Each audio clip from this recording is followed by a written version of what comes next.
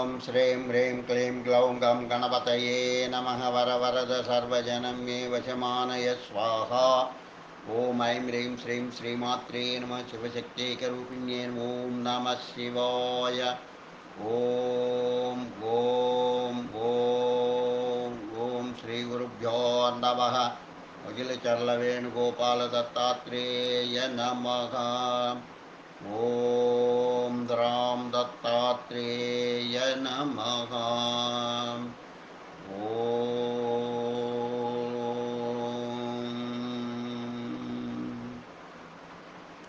श्री शंकराचार्य स्वामिने नमः। ॐ श्रीमच्छंकराचार्य स्तुत्यष्टकम्। श्रीमच्छंकर भगवच्चरण स्तुत्यष्टकम्। श्रुतीनामाग्रीडः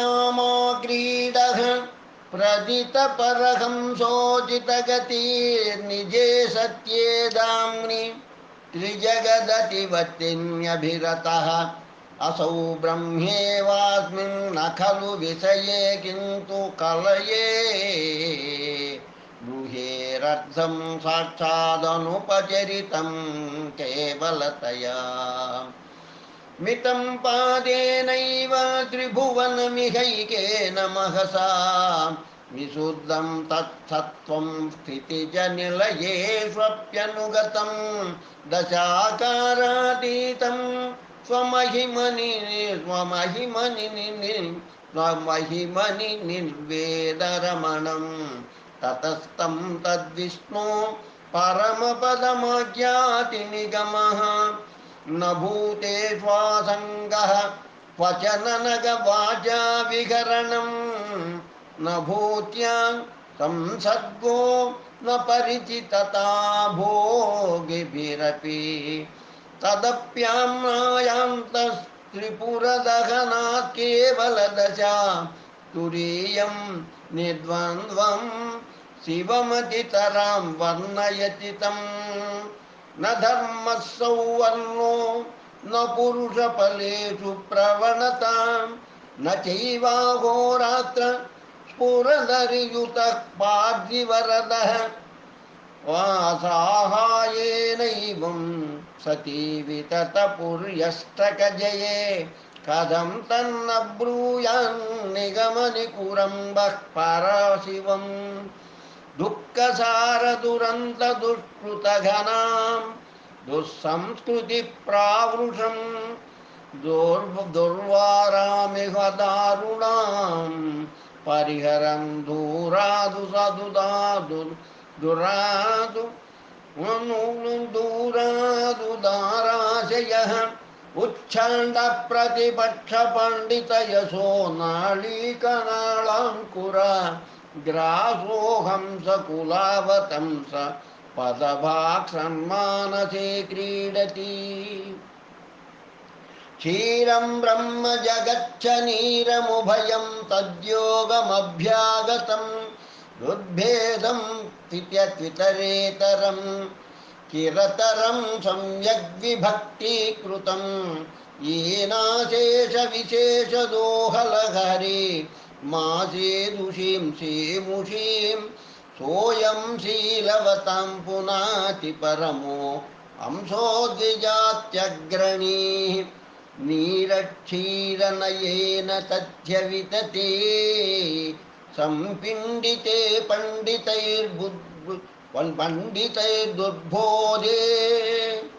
सकलैर्विवेचयति यः श्रीशङ्कराभ्यो मुनिः अख्यो मुनिः हंसोऽयं परमोऽस्तु ये पुनरिहा शक्ता समस्ता स्थिता रुम्बान्निम्बपलाचनैकरचिकान् काकानमो मन्महे दृष्टिं यं प्रगुणीकरोति तमसा बाह्येन मन्दीकृतां नालिकप्रियतां प्रयाति भजते मित्रत्वमव्याहतं विश्वस्योपकृते विलुम्पति सुहृच्छक्रस्य कार्तीं घनां हंसस्सोऽयमभिव्यनक्ति महतां जिज्ञास्य मर्दम् इति श्रीविद्यारण्यमुनिरचितं श्रीमच्छङ्कराचार्यस्तुत्यष्टकं सम्पूर्णम्।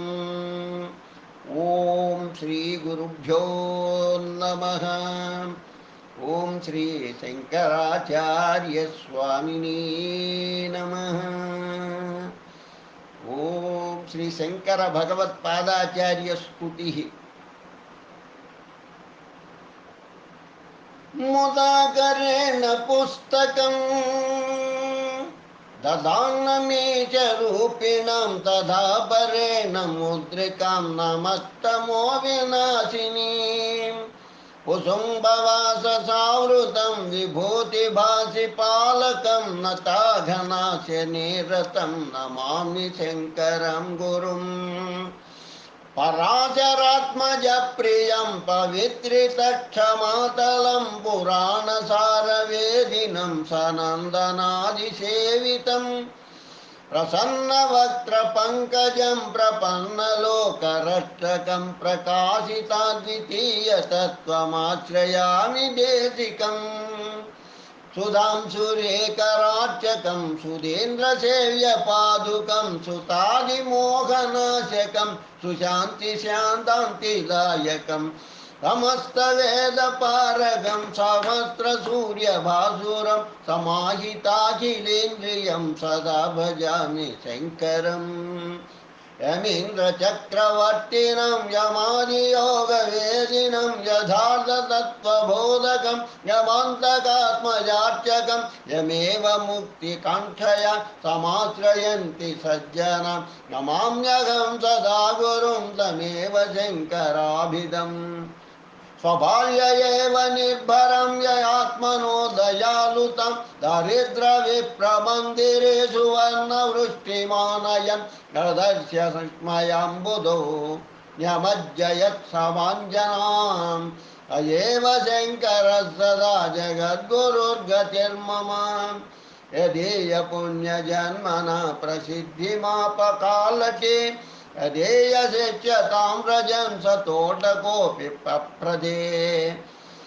य एव सर्वदेहिनां विमुक्तिमार्गदर्शकः नराकृतिं सदाशिवं तमाश्रयामि सद्गुरुं सनातनस्य तर्पणं सनातनस्य वर्त्मनः सदैव पालनाय यः चतुर्दिशासु सन्मतं चकारलोकविस्तृतं विभण्डकात्मजाश्रमादिषु स्थलेषु पावनं तमेव लोकशङ्करं नमामि शङ्करं गुरुम्।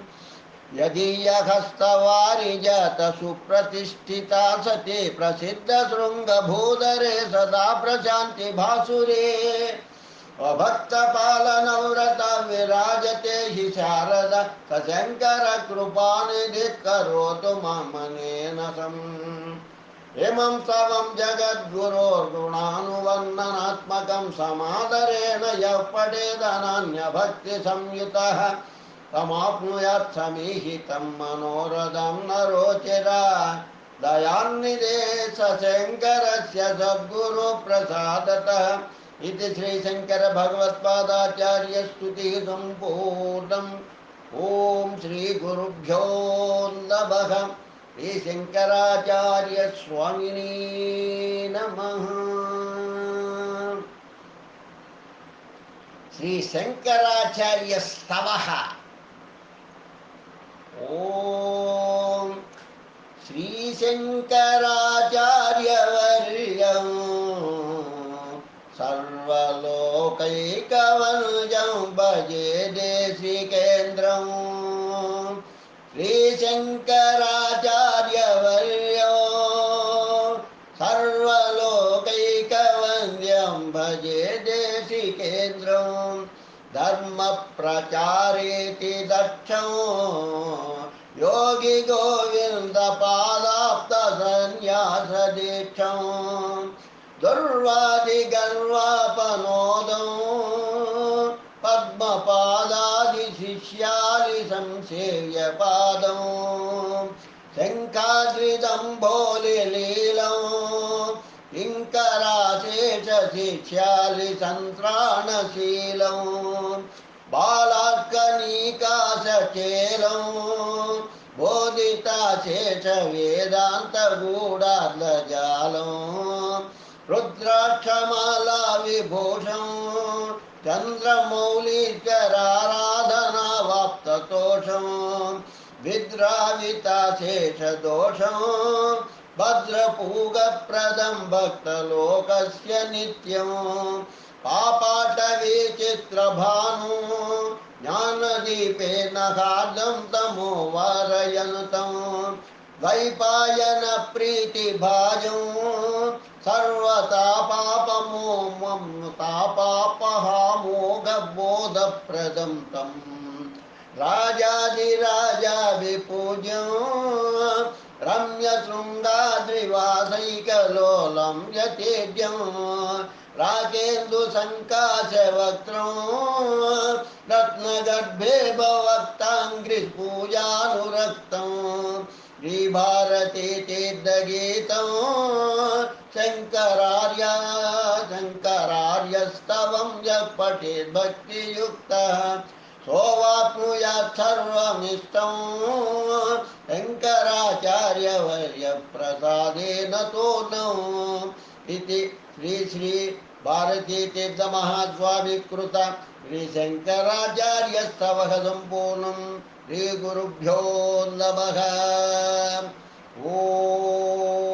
ఓం శ్రీ ఆదిశంకరాచార్య స్వామినే నమః శ్రీ జగద్గురు స్తుతి శ్రీ సచ్చిదానంద శివాభినవ నృసింహ భారతి స్తుతి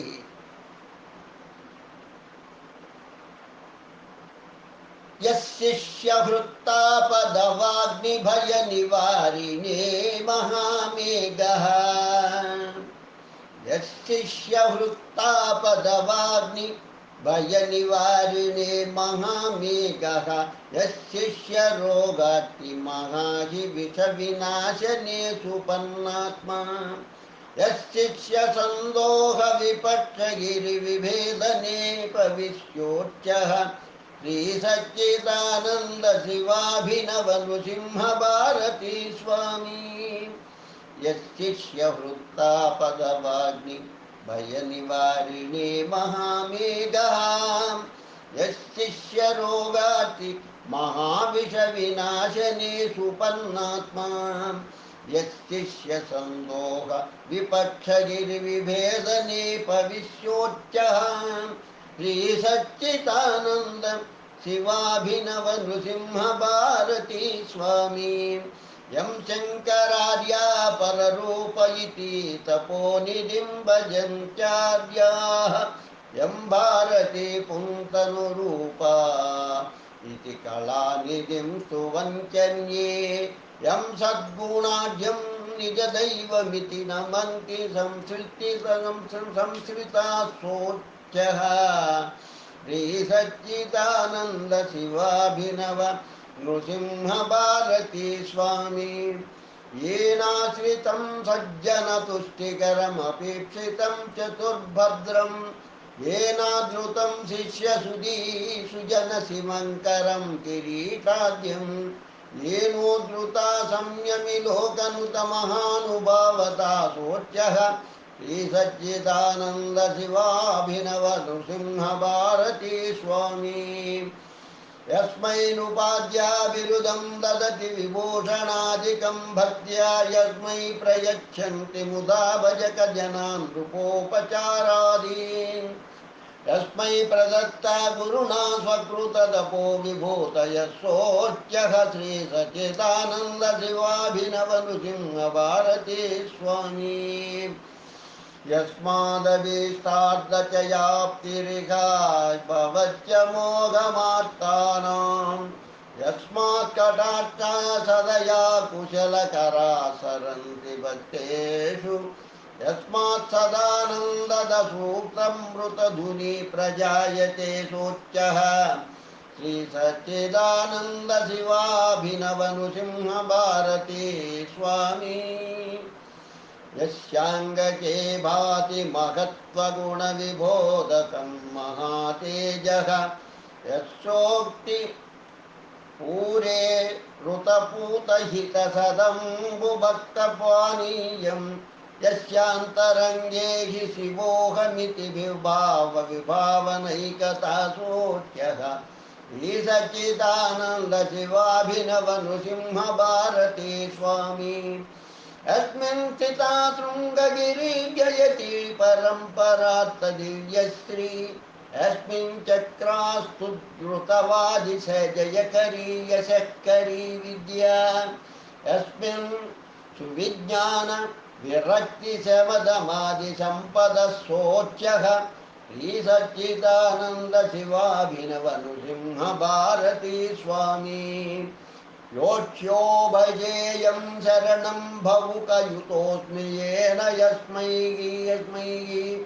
दत्ता च यस्मात् सुखमीप्सितमुचितं हि यस्य दासोऽहम् अस्मिन् मनः सन्दतभक्तियुतमभूत एव पाहि त्वम् श्रीसच्चिदानन्दशिवाभिनव नृसिंहभारती स्वामी इति श्रीजगद्गुरुस्तुति सम्पूर्णम्। ओम श्री गुरुभ्यो नमः। श्री शंकराचार्य स्वामिने नमः। ओम श्री चंद्रशेखरेन्द्र सरस्वती स्तुतिः। श्रुते स्मृते पुराणोक्त धर्ममार्गरतं गुरुं भक्तानां हितवक्तारं नमस्ये चित्तशुद्धये अद्वैतानन्दभरितं साधूनामुपकारिणं सर्वशास्त्रविदं शान्तं नमस्ये चित्तशुद्धये धर्मभक्तिज्ञानमार्गप्रचारे बद्धकङ्कणम् अनुग्रहप्रदातारं नमस्ये चित्तशुद्धये भगवत्पादपादाब्जा विनिवेशितचेतसः श्रीचन्द्रशेखर गुरो प्रसादो मयि जायताम् क्षेत्रतीर्थकथाभिज्ञः सच्चिदानन्दविग्रहः चन्द्रशेखर्यवर्यो मे अन्निधत्ता सदा हृदि पोषणे वेदशास्त्राणां दत्तचित्तमहर्निशं क्षेत्रयात्रारतं वन्दे सद्गुरुं चन्द्रशेखरं वेदज्ञान वेदभाष्यज्ञान कर्तुं यस्य समुद्यमः गुरुर्यस्य महादेवः तं वन्दे चन्द्रशेखरं मणिवाचकगोदादि भक्तिवागमृतैर्दृशम् बालानां भगवद्भक्तिं वर्धयन्तं गुरुं भजे लघूपदेशैर्नास्तिक्या भावमर्दनकोविदं शिवं स्मितमुखं शान्तं प्रणतोऽस्मि जगद्गुरुं विनयेन प्रार्थयेऽहं विद्यां बोधय मे गुरे गुरो मार्गमन्यं न जानेऽहं भवन्तं शरणं गतः विनयेन प्रार्थयेऽहं विद्यां बोधय मे गुरो मार्गमन्यं न जानेऽहं भवन्तं शरणं गतः। ओम श्री गुरुभ्यो नमः। ओम श्री गुरुभ्यो नमः। ओम श्री गुरुभ्यो नमः। श्री आदि शंकराचार्य स्तोत्र शतनाम स्तोत्रम्। ओम ध्यानं कैलासाचलमध्यस्थं कामिताभीष्टदायकं ब्रह्मादि प्रार्थना प्राप्त दिव्यमानुषविग्रहं भक्तानुग्रहणैकान्त शान्तस्वान्तसमुज्ज्वलं संयज्ञं संयमीन्द्राणां सार्वभौमं जगद्गुरुं किङ्करीभूतभक्तैनः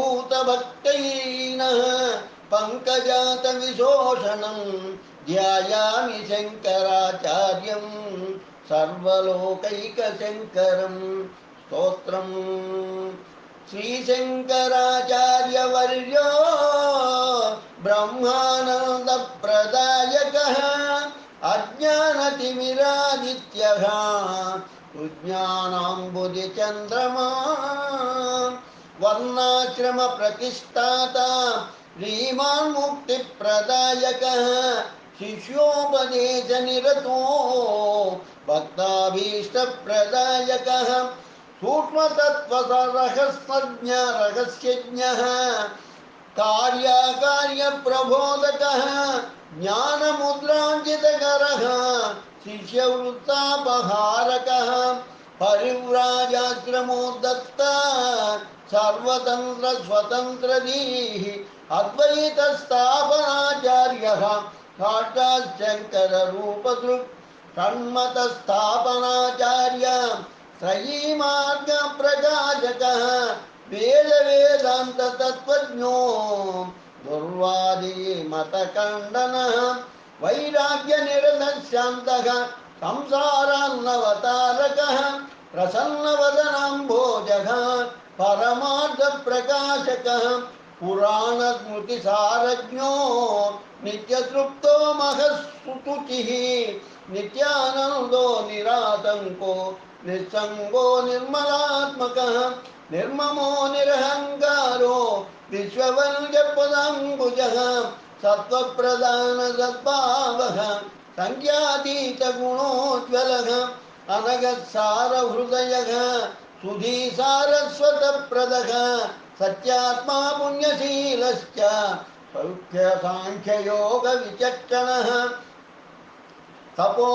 तपोराशिर्महातेज गुणत्रयविभागवित् कलिग्रह कालकर्मज्ञ तमोगुणनिवारकः भगवान् भारतीजेता शारदाह्वानपण्डितः धर्माधर्मविभागज्ञो लक्ष्यभेदप्रदर्शकः नादबिन्दुकलाभिज्ञो योगिवृत्पद्मभास्करः अतीन्द्रियज्ञाननिधिर् नित्यानित्यविवेकवान् चिदानन्दश्चिन्मयात्मा परकायप्रवेशकृत् अमानुषचरित्राढ्यः क्षेमदायी क्षमाकरः भव्यो भद्रप्रदो भूरिमहिमा विश्वरञ्जकः स्वप्रकाशः सदाधारो विश्वबन्धुसुबोधयः विशालकीर्तिर्वागीशः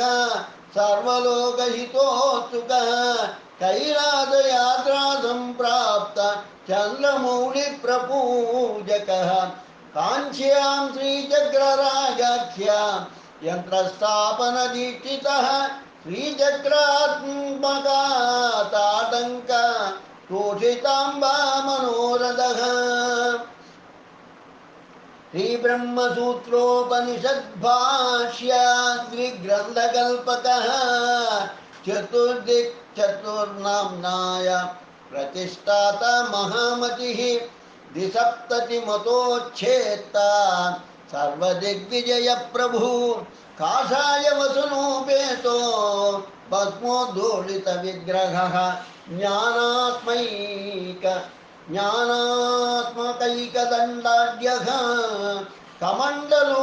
कमण्डलुनसत्करः गुरुभूमण्डलाचार्यो भगवत्पादसंज्ञकः व्याससन्दर्शनप्रीतो ऋष्यशृङ्गपुरेश्वरः सौन्दर्यलहरीमुख्य बहुस्तोत्रविधायकः चतुष्षष्टिकलाभिज्ञो ब्रह्मराक्षसमोक्षदः श्रीमन्मण्डनमिश्राख्य स्वयम्भूजयसन्नुतः तोटकाचार्यसम्पूज्यो पद्मपादार्चिताङ्घ्रिकः हस्तामलकयोगीन्द्र ब्रह्मज्ञानप्रदायकः सुरेश्वराज्यसत्शिष्य सन्न्यासाश्रमदायकः नृसिंहभक्तसद्रत्नगर्भहेरम्बपूजकः व्याख्यासिंहासनाधीशो जगत्पूज्यो जगद्गुरुः इति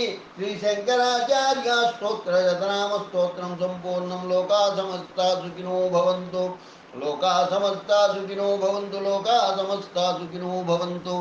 ओम शांति शांति शांति। स्वस्ति।